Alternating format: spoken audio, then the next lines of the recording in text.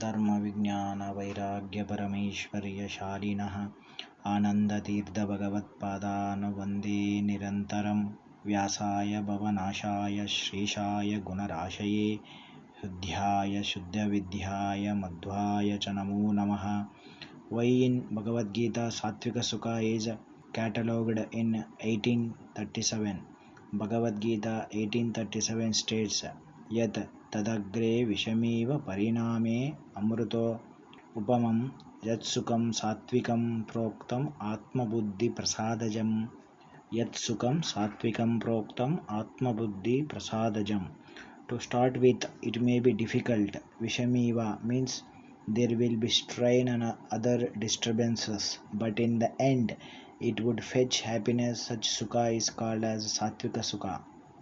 One has to read the 37 works of Srimad Acharya to start with, and while reading there will be definitely difficulties, strain and exhaustion, because there are tikas, tippanis on these 37 works to be very vast extent.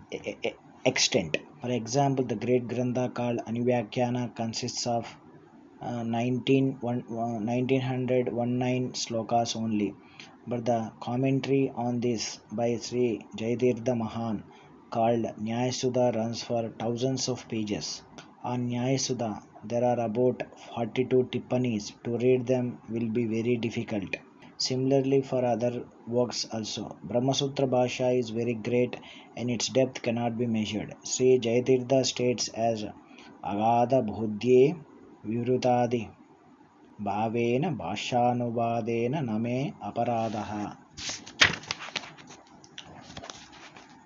But the result of reading these 37 works with sincere devotion will be permanent sukha, that is moksha would be achieved. That is why the sloka is numbered 37.